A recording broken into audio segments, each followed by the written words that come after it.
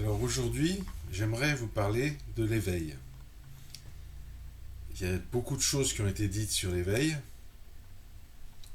Il y a des gens qui attendent beaucoup de choses aussi de l'éveil. Et donc, il serait bon de positionner quelques bricoles concernant cet éveil. Alors, déjà, si je me permets de vous parler de l'éveil, c'est parce que il y a ça 2 ou 3 ans, j'ai vécu une expérience formidable qui, alors évidemment, je l'ai vécu sans gourou,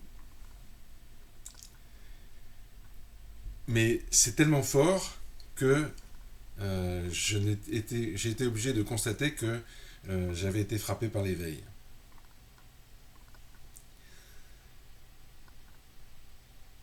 Alors, pour parler de l'éveil, il faut commencer par faire silence.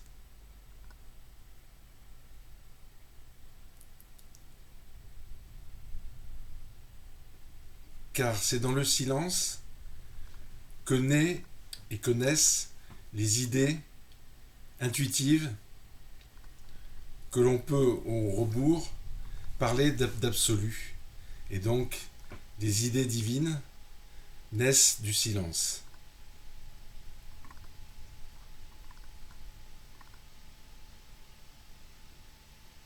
En effet,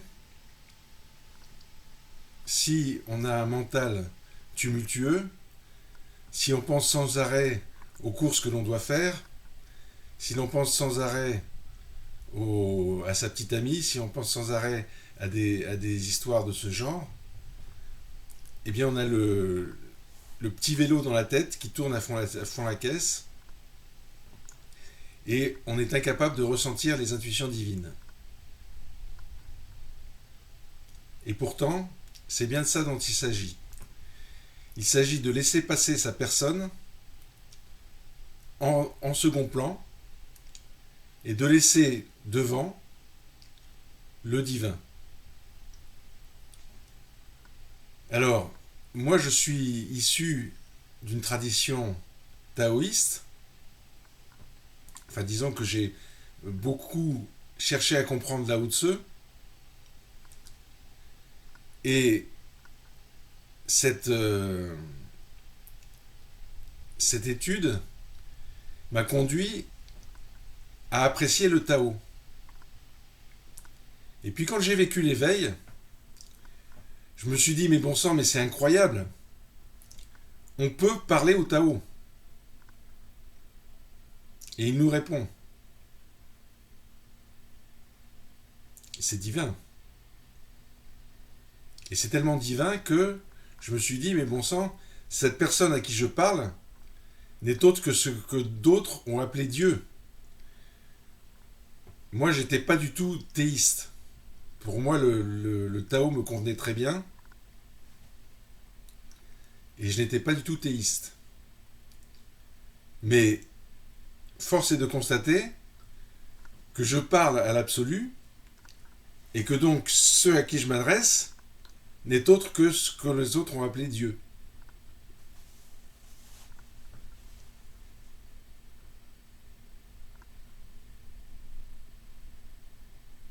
Alors, qu'est-ce que Dieu ? Eh bien Dieu, moi je suis obligé d'en arriver à la conclusion que Dieu c'est tout. Dieu est immanent, il est partout. Et donc quand je m'adresse à lui, c'est à l'absolu que je m'adresse. C'est-à-dire une, une entité qui est connaissante de tout ce qui l'entoure et qui par conséquent peut mettre d'un secours énorme dans la vie de tous les jours. Oh, il ne pourra pas me dire ce qui va se passer dans 15 jours. Non, ça c'est le mental qui peut penser à ce qui se passe dans 15 jours. Non, Dieu, lui, est dans l'instant présent. Est dans l'instant présent. Et c'est tout. Et comme Dieu est tout, je fais partie de Dieu. Je suis une étincelle divine. Vous êtes des étincelles divines. Et je peux m'adresser au divin. Alors comment est-ce que je fais, vous allez me dire? Eh bien, je le répète, je fais le silence. Je fais le silence. Et là, Dieu me dit ce que j'ai à dire. Je suis une étincelle divine. Donc je suis aussi Dieu. Et vous l'êtes également.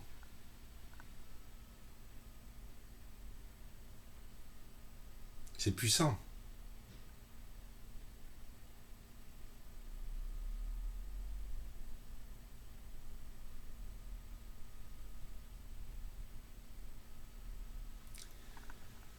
Alors comme Dieu est tout,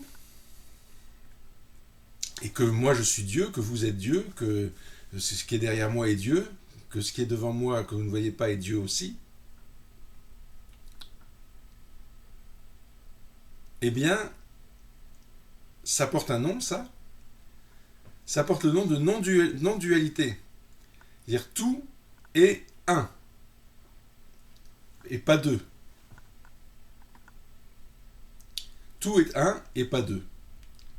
Donc moi je fais partie du tout, vous faites partie du tout, et les éléments qui sont autour de nous font partie du tout. Et ce qu'il y a d'extraordinaire, c'est que l'on peut s'adresser au tout. Oh, je ne pense pas qu'à la fin de cette vidéo, vous allez vous dire, tiens, je m'adresse au tout. Non, parce que pour pouvoir s'adresser au tout, il faut, comme j'ai dit, faire silence. Et il faut que ce silence soit d'une qualité profonde. Il faut donc ne plus avoir de mental. Il faut ne plus avoir d'ego, d'orgueil, de savoir, de pouvoir. Tout ça, il faut dire non. Il faut y renoncer. Et si vous renoncez à tout, jusqu'à renoncer à votre mental, là, vous allez pouvoir commencer à parler avec Dieu.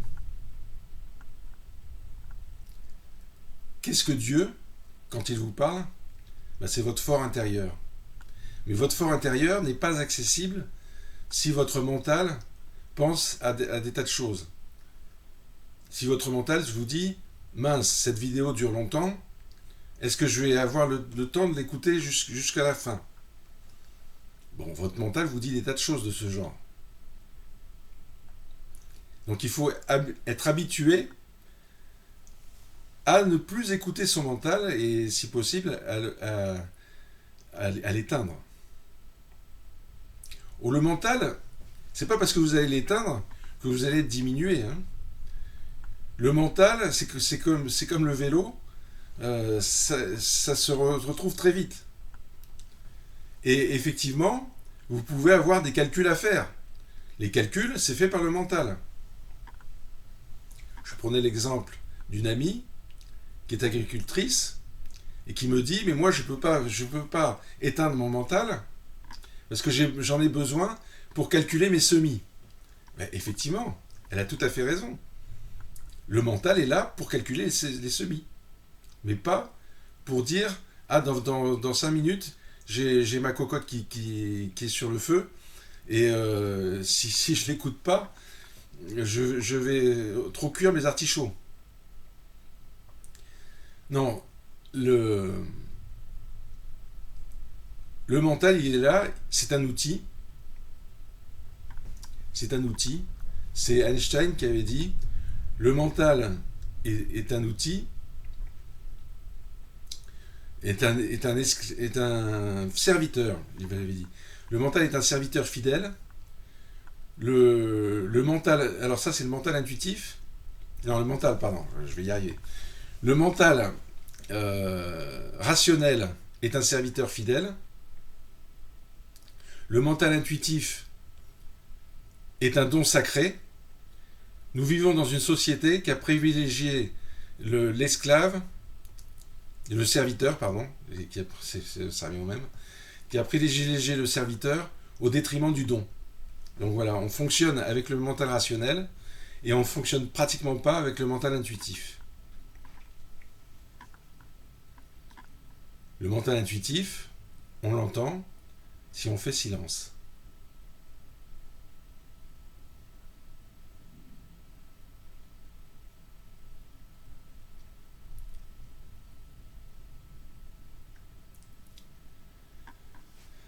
Voilà, alors, c'est bien joli tout ça. Mais l'éveil, c'est quoi alors?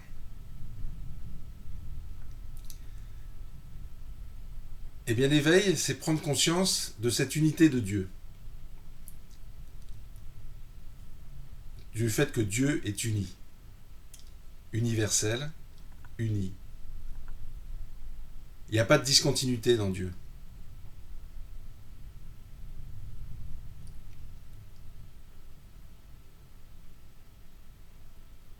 Et il est capable de vous aider. Il est capable de vous aider si vous le recherchez. Si vous faites un pas vers lui, lui en fait 10 vers vous.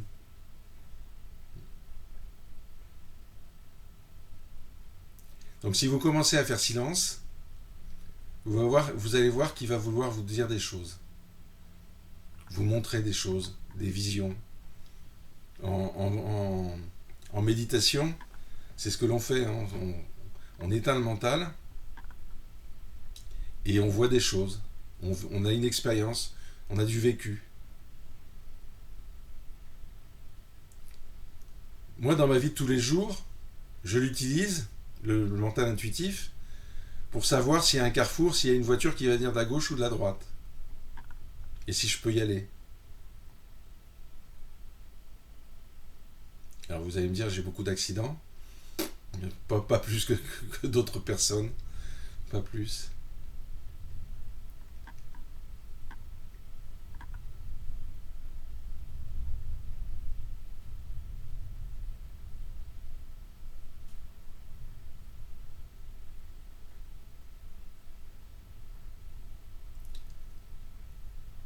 Alors, pourquoi l'éveil est-il si fantastique? Parce que vous pouvez me dire, croiser passer un carrefour en attendant que les voitures soient loin au loin et ne risquent pas de vous rentrer dans la carrosserie, c'est pas très folichon. Hein. Donc pourquoi l'éveil est-il si fantastique?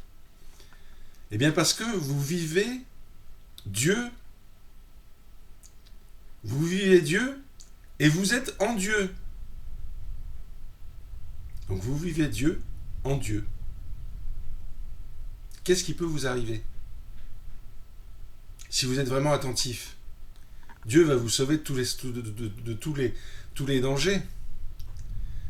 En méditation, on a un sutra qui dit « Dans le vide de l'esprit véritable, tout ce qui sauve le monde peut se déployer. » Ben voilà, vous faites le vide de l'esprit et vous ne craignez plus rien. Dieu va venir sauver votre monde. Le Tao va venir sauver votre monde. C'est pas fantastique ça? Moi, quand j'ai découvert ça, je me suis dit, mais c'est incroyable. C'est proprement incroyable. Quel bonheur! Quel pied! Ça a été jouissif de découvrir ça. Ça a été proprement jouissif de découvrir que la personne à laquelle je m'adressais, sans être complètement certain que c'était Dieu, eh bien j'en ai acquis la certitude. La personne qui m'interpelle, c'est Dieu. C'est le Tao. C'est l'absolu. Et une fois que vous réalisez ça, vous avez réalisé l'éveil. Et est-ce qu'on peut revenir en arrière? Absolument pas. Absolument pas. La vision universelle de Dieu, la version non duelle, quand on l'a vécu, quand on l'a vu, on ne peut plus l'oublier. On peut revenir de temps en temps avec son mental dans des tracas quotidiens. Et encore, et encore. Ça dure pas longtemps. Hein. Ça dure pas longtemps, on se dit tout de suite, mais bon sang, je suis Dieu, tu es Dieu. On est dans le meilleur des mondes. C'est ça la perfection. La perfection de la non-dualité. C'est que on est dans le monde de Dieu. Qu'est-ce qui peut nous arriver? Alors attention, il faut être attentif à l'intuition. Il faut toujours faire le vide.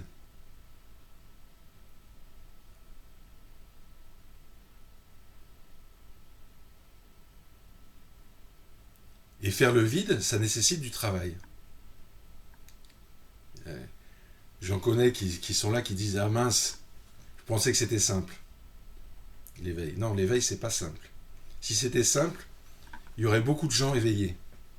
Or, sincèrement, on les compte sur les doigts de la main, les personnes éveillées. Non, c'est pas simple. En fait, c'est la simplicité même. Mais cette simplicité est tellement dure à atteindre que très peu de gens l'atteignent. Cette simplicité, alors moi qui suis taoïste, c'est le non-agir. C'est-à-dire que je ne vais rien faire par moi-même ou pour moi-même. Je non-agis. Je reste en retrait. Et si quelqu'un me demande de faire quelque chose, je le fais. Mais pour moi-même, je le fais si ça rentre dans mon éthique. Mais pour moi-même, je ne fais rien. Le vide parfait, c'est le non-désir. Je ne veux rien. Et ne voulant rien, tout ce qui vient dans le monde, pour moi, est adéquat. Donc je suis satisfait de tout ce qui m'entoure, de tout ce qui crée ma vie. Je suis satisfait de ma vie. Et comme dans ma vie, il y a Dieu, et comme Dieu apporte beaucoup de choses, c'est que du bonheur. C'est que du bonheur. Et ma vie n'est que du bonheur.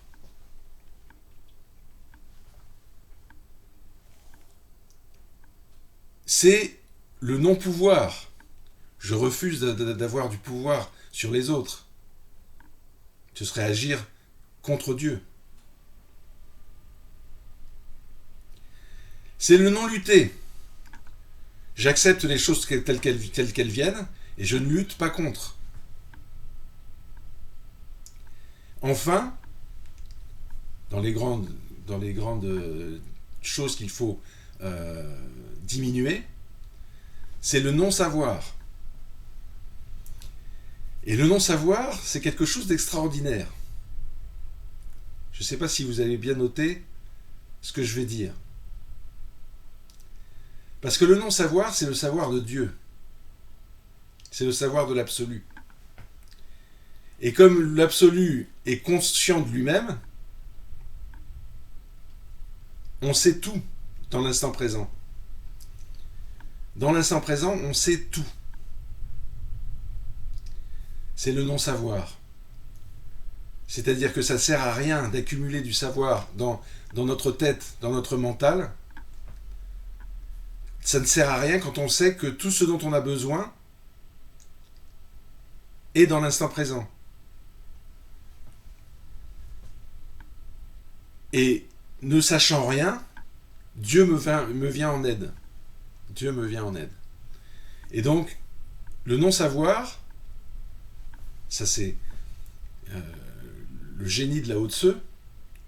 On a l'impression que c'est ne rien savoir, mais non, au contraire, c'est de savoir tout. Tout de l'instant présent. Et même, l'absolu étant ce qu'il est, c'est-à-dire parfait, il peut aller dans le... Il peut se déplacer dans le temps. Donc il peut vous dire ce qui a été important dans le passé, et il vous dira la façon dont ça va se passer dans le futur. Mais, comme le dit Lao Tzu, le saint homme fait de son étude, fait du savoir, le saint homme fait du non-savoir son étude. C'est-à-dire que, en ne sachant rien, on apprend à savoir tout. C'est le non-savoir. Et donc on apprend à travailler avec Dieu. On apprend à travailler avec Dieu. C'est pour ça que Lao Tzu dit, le saint homme fait du non-savoir son étude. C'est-à-dire qu'il le travaille, son non-savoir. Moi, je vous ai dit, par exemple, tout à l'heure, je vous ai dit dans le carrefour, un carrefour sans visibilité, eh bien, j'utilise le non-savoir. Je ne sais pas si je peux passer, honnêtement. Donc, Dieu, est-ce que tu peux me dire si je peux passer ou non? Et comme c'est dans l'instant présent, comme il y a risque de tôle froissée, eh bien, Dieu s'y colle. Avec plaisir. Avec plaisir.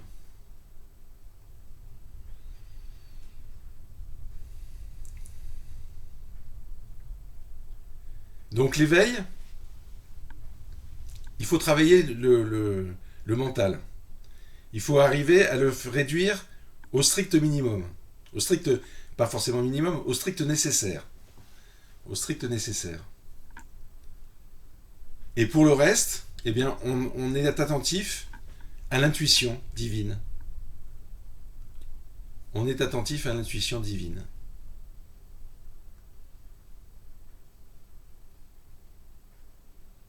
Et comme ça, on va d'agréables surprises à d'agréables moments. On est sans cesse comblé. On est sans cesse comblé. Et ce comble, ben c'est ce que Bouddha a appelé le nirvana. Le nirvana, si mes connaissances sont exactes, ça a pour signification l'état de non-désir. Si on ne désire rien, on est heureux. C'est le bonheur inconditionnel. Parce qu'on est heureux d'être auprès de Dieu. Alors les bouddhistes, c'est pas ça, hein, c'est le dharma. Je connais pas bien. Je vais vous dire pourquoi je connais pas bien le bouddhisme. Parce que le bouddhisme, c'est les 4 nobles vérités. Alors, la première noble vérité, la deuxième noble vérité, la troisième noble vérité, la quatrième noble vérité. Déjà, moi, ça dépasse les compétences de mon mental. Ensuite, il y a l'octuple sentier. Alors, l'octuple sentier, il y a le premier sentier, le deuxième sentier, le troisième sentier, le quatrième sentier, le cinquième sentier, sixième sentier, septième sentier, huitième sentier. Ensuite, il y a les 108 Bouddhas. Alors, les 108 Bouddhas, je ne vous dis pas, je ne sais pas ce que c'est. Mais donc, voilà, il y a toujours les X choses. Et moi, pour moi, c'est pas une façon simple de retenir. Je préfère bien mieux le non-désir, le non-agir, le non-savoir, le non-lutter de Lao Tzu. Pour moi, c'est plus parlant. Alors, dans le bouddhisme, il y a la souffrance, et donc l'éveil de Bouddha, c'était pour vaincre la souffrance. Et effectivement, le petit vélo qui trotte dans notre tête, c'est lui qui est cause de nombreuses souffrances. Et Bouddha s'est éveillé et donc a dit non, stop, c'est fini. Je m'intéresse à ce qui est intuitif.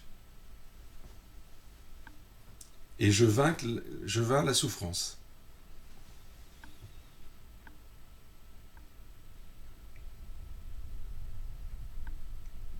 Donc l'éveil, c'est quand même extraordinaire.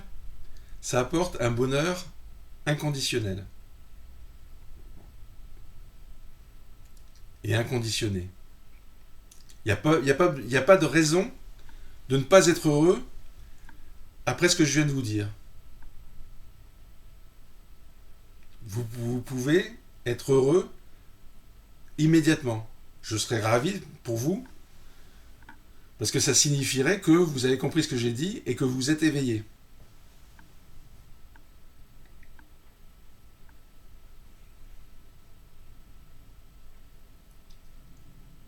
Alors pourquoi l'éveil c'est si fantastique? Parce que Dieu l'absolu, le Tao, le Dharma, c'est fantastique. C'est fantastique. Lao Tzu dit l'univers, s'il a une nature, elle est spirituelle. Il dit pas l'univers a une nature matérielle. Non. Il dit l'univers a une nature spirituelle. Et donc c'est à cette nature spirituelle qu'il s'adresse.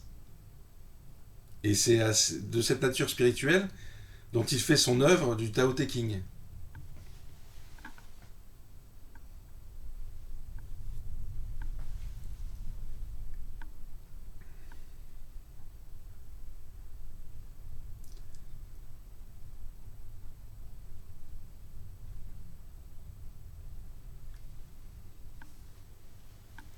Alors, j'ai parlé du non-désir, j'ai parlé du non-agir.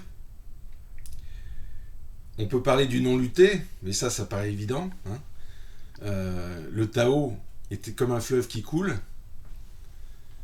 Et quand on se jette dedans, il ne faut pas résister au courant, il faut se laisser emporter. Il faut se laisser emporter. Et si on se laisse emporter, on est guidé par Dieu, tout simplement. Et Dieu ne veut que notre bonheur. Alors, attention parce que les voies de Dieu, comme dit l'adage, sont impénétrables. Je vous dis donc toujours pareil, l'analogie de la voiture. Dieu peut par exemple vous obliger à démarrer le matin et que vous n'y arriviez pas, et que vous perdiez comme ça une demi-heure à essayer de réparer la voiture. Mais dans la demi-heure que vous avez perdue, vous n'avez pas vécu un certain nombre de choses qui étaient peut-être néfastes pour vous. Vous auriez peut-être pu, par exemple, avoir un accident plus important. Et Dieu agit comme ça, par les choses. Il agit aussi par l'esprit, mais il peut très bien agir de façon matérielle. Et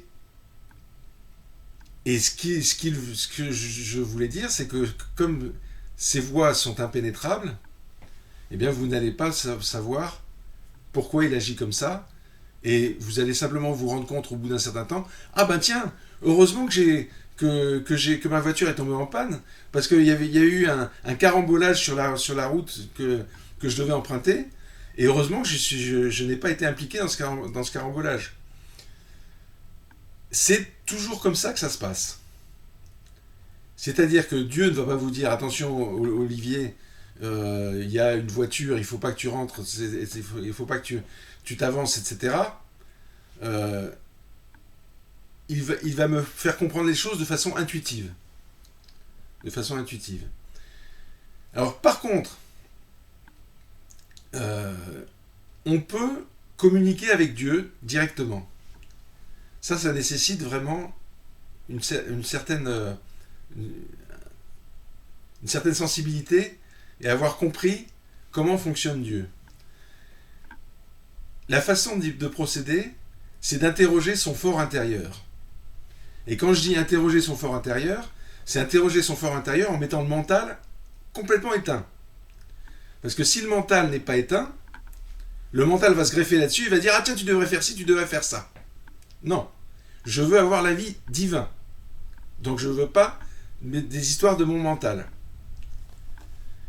À ce moment-là, j'interroge mon fort intérieur. Est-ce qu'Olivier, au fond de toi-même, est-ce que tu penses que tu peux agir comme ça? Si mon fort intérieur me dit non, c'est que Dieu ne veut pas que j'agisse comme ça. Et je ne vais pas le faire. Si mon fort intérieur me dit oui, je le fais. Et qu'est-ce qui se passe? Eh bien, si Dieu était contre, il aurait dû se manifester. Il ne s'est pas manifesté. Donc, comme il ne s'est pas manifesté, mon fort intérieur, c'est l'autorité.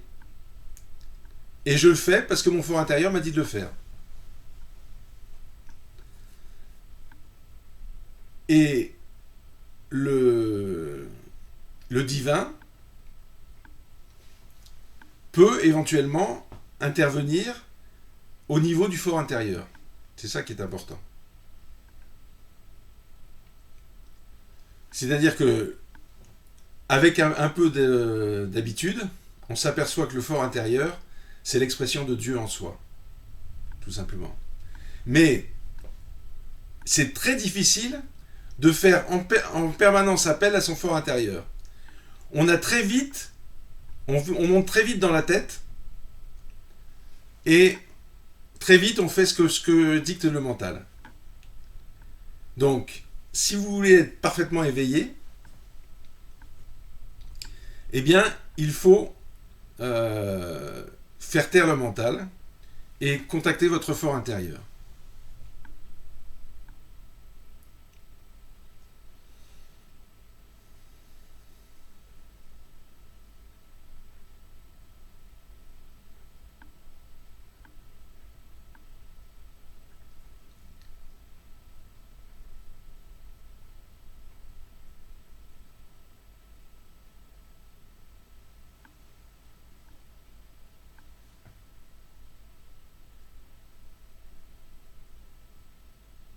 Alors maintenant, quelle a été mon expérience d'éveil?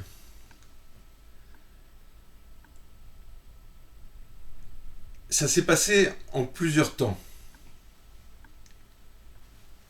En 2004, j'ai eu une vision. Alors, qu'est-ce qui se passait? J'étais assis devant ma télévision qui n'était pas allumée. J'étais dans mon salon, assis sur le canapé. Et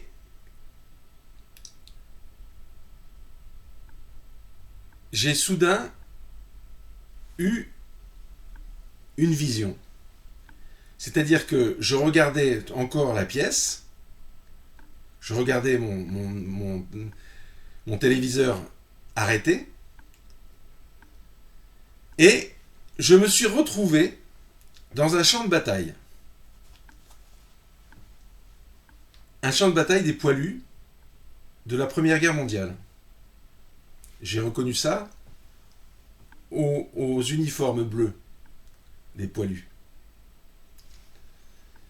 Et j'étais dans les tranchées. Et il y avait une terre sablonneuse tout autour de moi, dans la tranchée. Et on entendait, surtout on voyait des déflagrations d'obus qui se passaient tout autour de nous. Et c'était une vision donc belliqueuse qui n'était pas forcément agréable. Comment j'ai su que c'était une vision? Eh bien, je me suis rendu compte d'une part que je voyais les poilus comme je vous aurais vu dans une pièce à côté, que je voyais vraiment le détail de leur costume, et que, par exemple, la terre sablonneuse qui nous entourait, eh bien, je pouvais voir tous les grains de terre. Je pouvais voir vraiment, il y avait une très très bonne résolution à cette image. J'étais, j'aurais tendance à dire, dans le présent, mais dans une vision. Assez rapidement, donc, j'ai trouvé que c'était assez désagréable. Et donc, ma vision s'est élevée. Elle s'est élevée à une vision d'une pyramide noire, sur fond noir, avec de part et d'autre de la pyramide, donc des quatre côtés de la pyramide, un faisceau de symboles qui partaient. Alors il y avait des symboles, des mots, hein, des lettres. Il y avait des symboles qui étaient des symboles kabbalistiques. Il y avait des symboles qui étaient des symboles des lettres grecques. Et chacune des côtés de la pyramide faisait donc jaillir des flots de symboles. En moi-même, je me suis dit, Olivier, tu es passé de la guerre au mental. Alors je ne me suis pas dit au mental tout de suite. Simplement, je me suis dit, ça c'est le potentiel du cerveau humain, tous ces symboles. Ça reflète le potentiel des cerveaux humains. Et la guerre, c'était la guerre que je me faisais à moi-même, en luttant pour ma santé, parce que j'avais des problèmes de santé. Et donc je me faisais la guerre. La pyramide est partie, et elle a laissé place. Je crois qu'il y avait deux silhouettes, sans tête, deux silhouettes que j'ai tout de suite, percutées comme étant mon corps, et ces corps étaient en feu. Pas très agréable, pas très agréable comme vision. Ce corps était en feu, mon corps était en feu. Et je me suis dit, bien sûr, c'est peut-être un feu purificateur. C'est peut-être une purification du corps. Et comme c'était pas très agréable, j'avais mon corps là, j'avais ma tête qui était là, je sentais bien ma tête, et mon corps je voyais sans tête, et donc j'ai tourné la tête comme ça, que je fais des mouvements d'oscillation de ma tête, et je suis passé à la vision d'un cerveau. Et ce cerveau était relié à une mèche, comme dans Mission Impossible, vous savez. Et donc, je ne sais pas comment ça s'est fait, mais la mèche s'est allumée. Et elle est allée vers le cerveau. Et elle a illuminé toutes les zones du cerveau. Et alors à ce moment-là, quelqu'un, est-ce Dieu, je ne sais pas, m'a dit, Olivier, tu vois, entre les idées racines, qui sont les idées premières, et les idées qui est comme cette mèche, et les idées secondaires, qui sont celles de ton mental, qu'est-ce que tu vas... Enfin, à quoi te fieras-tu le plus? Aux idées racines ou aux idées fabriquées par le mental? J'ai dit, je crois plus aux idées racines. Les idées fabriquées par le mental, c'est du sous-main. D'accord? Donc voilà. Et ma vision ne s'est pas arrêtée là. Ma vision... alors, c'était électrique, hein, tout ça. C'était pas très agréable. Et je suis alors passé dans un champ de fleurs. Et il m'a été posé la question, il m'a été dit, Olivier, est-ce que tu veux être lavé de tous tes péchés? Moi je me dis, qu'est-ce que c'est que cette question?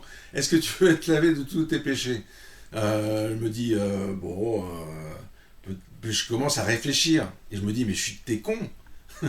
Oui, bien sûr que oui. Tu veux te laver de tous tes péchés, on te le propose. Donc j'ai dit oui, après mûre réflexion. Et alors, c'est alors que le champ de fleurs a laissé la place à une page blanche. Une page blanche sur laquelle est venu se superposer un petit personnage bleu qui avançait vers moi à travers la lumière blanche et que j'ai identifié comme étant un Bouddha de couleur bleue. Alors Bouddha bleu, il était vêtu de bleu et il avait la peau bleue. Et il m'a dit, Olivier, tu vois la page blanche qui est derrière moi, tu peux y revenir à tout instant. Je répète, c'est très important, tu vois la page blanche qui est derrière moi, tu peux y revenir à tout instant. Et il s'est échappé. Et la vision, alors j'ai eu d'autres visions, mais plus anodines. Disons que il a fallu un quart d'heure pour que je me remette de cette affaire. Et je vous dirais qu'au début, je ne menais pas large. Hein, parce que, et d'ailleurs, je suis sujet à des troubles bipolaires. Et donc, j'ai eu peur que ça m'emmène de nouveau à l'hôpital, cette affaire. Donc, j'étais pas rassuré. J'étais pas rassuré. Ça a été donc la première étape, en 2004. J'ai eu d'autres expériences, pas aussi spectaculaires que celle-là. Et en 2020, en 2022, j'étais toujours dans mon salon. Je passais devant mon meuble télé. Toujours, vous voyez, ça tourne toujours un peu autour des mêmes choses. Et j'ai vu mon meuble télé bouger. Je me suis dit, là, il se passe quelque chose. Parce que c'est un meuble massif, donc il n'a pas de raison de bouger. Et mon fort intérieur m'a dit, Olivier, tu as lu beaucoup de choses sur la non-dualité, Maître Eckhart, Lao Tse, Ramana Maharshi, etc. Tu devrais maintenant avoir une certitude que le monde est non-duel. Et là, moi qui étais dans un monde duel, j'ai traversé une rambarde et je me suis trouvé dans un monde non-duel. Et c'est devenu une certitude. C'est devenu une certitude. Tout à l'heure, je vous disais, on vit Dieu en Dieu. Et puis voilà. Et cette certitude-là m'a éveillé. Cette certitude-là m'a éveillé. Alors, peut-être que j'aurais dû passer entre les mains d'un maître. Moi, je pense que le maître entre les mains duquel je suis passé, c'est Lao Tse. Je n'ai pas eu de maître vivant. Je n'ai pas eu de maître vivant. Et donc, je ne suis peut-être pas qualifié pour parler d'éveil. Mais l'expérience a été tellement forte que s'il y a un éveil encore plus fort, alors là, je suis preneur tout de suite. Parce que vraiment, ça vaut le coup de s'éveiller. Donc, mes amis, éveillez-vous. Éveillez-vous. Éveillez-vous. Faites l'expérience par vous-même. Faites taire. Éteignez votre mental. Éteignez votre mental. Regardez où ça vous mène. Puisez en votre fort intérieur. Regardez où ça vous mène. Faites vraiment l'expérience sincère. Sincère. Ah, mon mental m'a encore envoyé sur les courses que je devais faire cet après-midi. Non. J'éteins mon mental. D'accord ?